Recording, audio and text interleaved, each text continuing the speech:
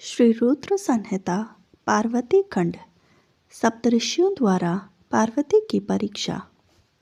सभी देवता महादेव जी के पास पहुंचकर उनसे प्रार्थना करते हैं, हे परमेश्वर, देवी पार्वती को आपकी तपस्या करते हुए कई वर्ष बीत गए हैं।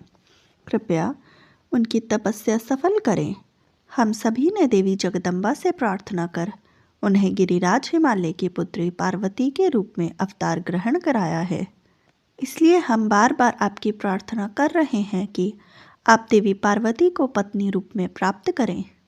ब्रह्मा जी के वरदान के अनुसार भगवान शिव और देवी पार्वती का पुत्र ही तारकासुर का वध कर हमें उसके आतंक से मुक्त करा सकता है।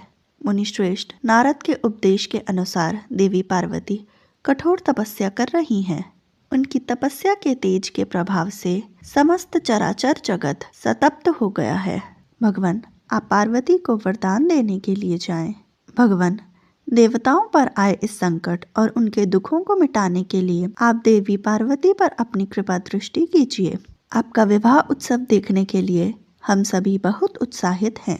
उस समय देवी पार्वती बहुत कठोर तप कर रही थी। उस तपस्या को देखकर स्वयं भगवान शिव भी आश्चर्यचकित हो गए। उनकी अटूट भक्ति ने शिव जी को विचलित कर दिया।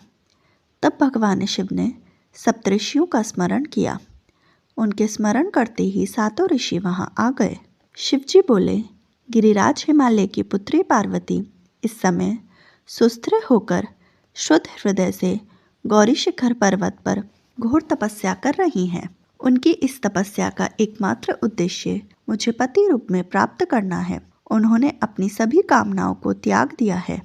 मुनिवरों, आप सब मेरी इच्छा से देवी पार्वती के पास जाएं और उनकी दृढ़ता की परीक्षा लें। भगवान शिव की आज्ञा पाकर सातों ऋषि देवी पार्वती की तपस्या वाले स्थान पर चले गए। वहां देवी पार्वती तपस्या में लीन थी। उनका मुख तपपुंज से प्रकाशित था। उन उत्तम व्रतधारी सप्तऋषियों ने हाथ जोड़कर मन ही मन देवी पार्वती को प्रणाम किया। तत्पश्चात ऋषि बोले, हे देवी गिरिराज नंदिनी, हम आपसे यह जानना चाहते हैं कि आप किस लिए यह तपस्या कर रही हैं। देवी पार्वती बोली, देवर्षि नारद द्वारा दिए गए उपदेश के अनुसार मैं भगवान शिव को पति रूप में प्राप्त करने के लिए उनकी तपस्या कर रही हूँ। मेरा मन सर्वथा उनके ध्यान में मग्न रहता है तथा मैं उन्हीं के चरणारविंदों का चिंतन करती रहती हूँ। देवी पार्वती का यह वचन सुनकर सप्तर्षि हंसने लगे और पार्वती को तपस्या मार्ग से निवृत्त करने के लिए उद्देश्य से मिथ्य वचन बोलने लगे। हे हिमालय पुत्री पार्वती, देवर्षि नारद तो व्यर्थ ही अपने को महान पंडित मानते हैं। उनके मन में क्रूरता भरी रहती है। आप तो बहुत समझदार दिखाई पड़ती हैं। क्या आप उनको समझ नहीं पाई? नारद सदैव छल कपट की बातें करते हैं।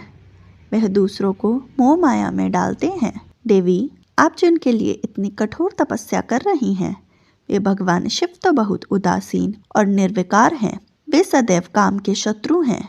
हे पार्वती, आप थोड़ा विचार करके देखें कि आप किस प्रकार का पति चाहती हैं। आप मुनि नारद के बहकावे में ना आए।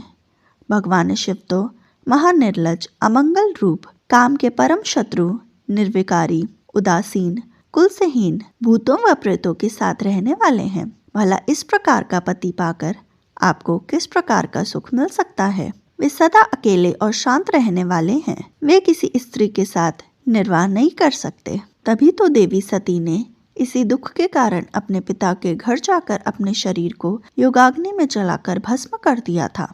हे देवी, इन सब बातों को यदि आप शांत मन से ध्यान लगाकर सोचें तो पूर्णतः सही पाएंगी। इसलिए हम आपसे प्रार्थना करते हैं कि आप यह तपस्या कर शिव जी को प्रसन्न करने का हठ छोड़ दें और वापस अपने पिता हिमालय के घर चली जाएं। सप्तऋषियों की ऐसी बातें सुनकर साक्षात जगदम्बा का अवतार देवी पार्वती हंसने लगी और उन परम ज्ञानी सप्तऋषियों से बोली, हे मुनीश्वरों, आप अपनी समझ के अनुसार सही कह रहे हैं, पर मैं अपने दृढ़ विश्वास को त्याग नहीं सकती।